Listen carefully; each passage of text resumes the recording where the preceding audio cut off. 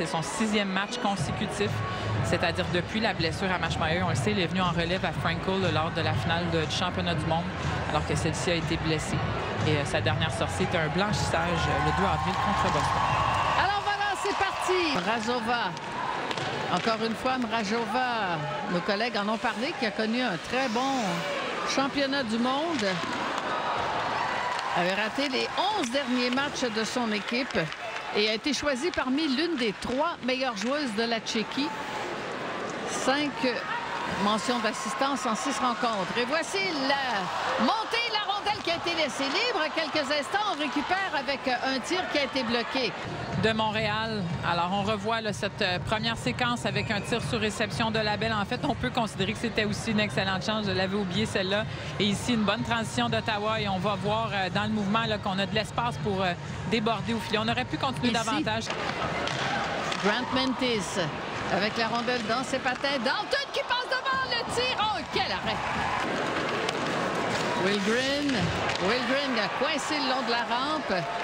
Contacts qui deviennent de plus en plus soutenus. Darcangelo. Darcangelo et le but! Alors, on devra juger là, si il y a eu un geste, mais je ne crois pas. Là. Il ne semble pas faire de geste pour frapper la rondelle avec son pied. Là, vraiment, c'est dans son freinage que ça vient frapper ses patins. Et ce sera repris par Darcangelo.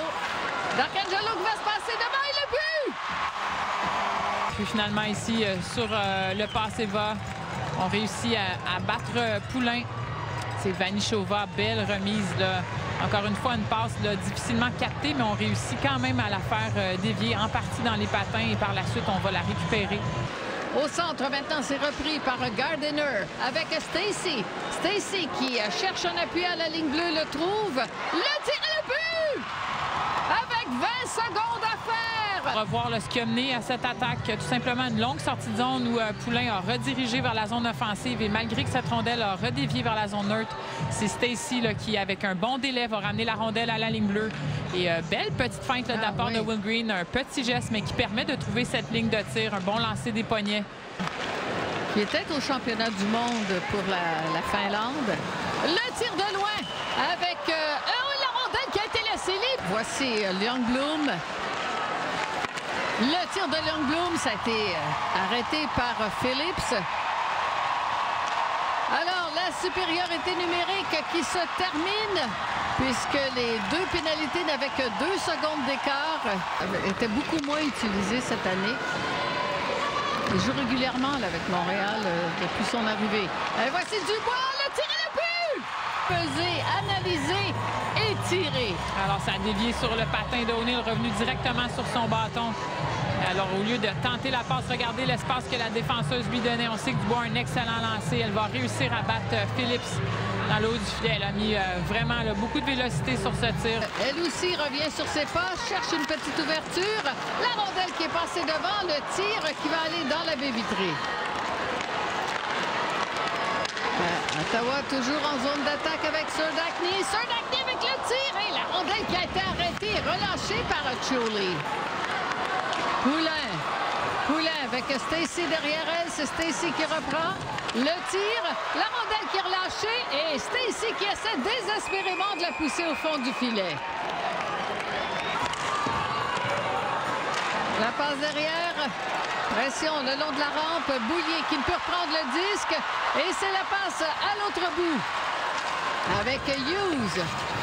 Hughes, on l'a senti un peu démuni. Il attendait du soutien. Qui a mis du temps à arriver. Rondelle derrière. Le tir et le but!